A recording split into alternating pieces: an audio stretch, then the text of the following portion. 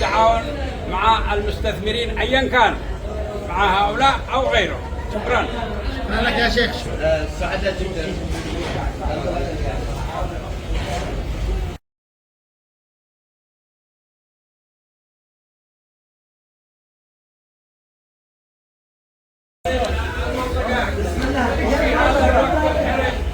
ومثل هؤلاء المفروض يجي لهم دعم من الضرائب، من الواجبات، من الزكاة، من قضايا يحكمهم لعدة سنوات، خاصة في مثل هذه المشاريع التي موجودة الآن، لأن ما يغامر بهذه الملايين وبهذه الملايين في مثل هذه المشاريع يريد التقدم والازدهار للوطن وللبلاد كلها.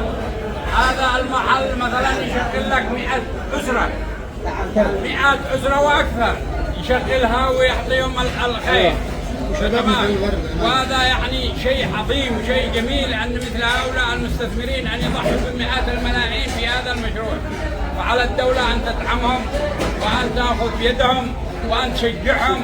مش يدافع عنا مشروع استثماري كره المستثمر، كره الاستثمار من شدة الضرائب والواجبات والزكاة كل يوم يطلع لك واحد ما أقل من البلدية من دام المفروض هذول ما يفتحوا مثل هذه المشاريع إلا وقد شرطوا على الدولة حقهم أقل شيء 5 سنوات، وبعدها يستعيد هذا.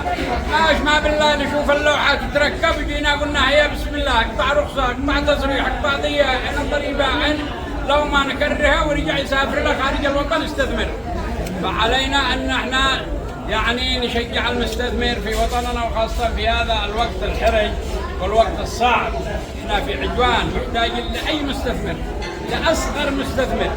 خلي ما مستثمر هذا يستاجر عمارة مثل هذه أو يشتري عمارة مثل هذه، يعني تكلف له بمئات الدولارات، تمام، ويفتح مشروع بآلاف الدولارات، بمئات آلاف الدولارات، ويقوم بهذا المقام كله، ونجي نكرهه بالموضوع كله بعد هذا التعب والعناء.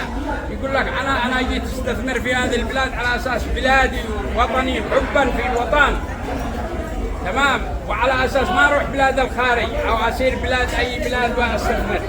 أنا جيت بلادي المفروض أرفع راسي والدولة تكون في جانبي.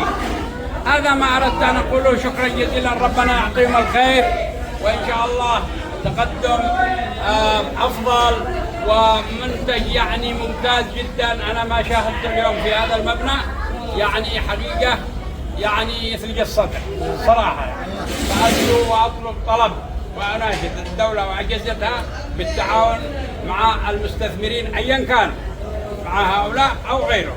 شكرا. شكرا لك يا شيخ. سعداء جدا.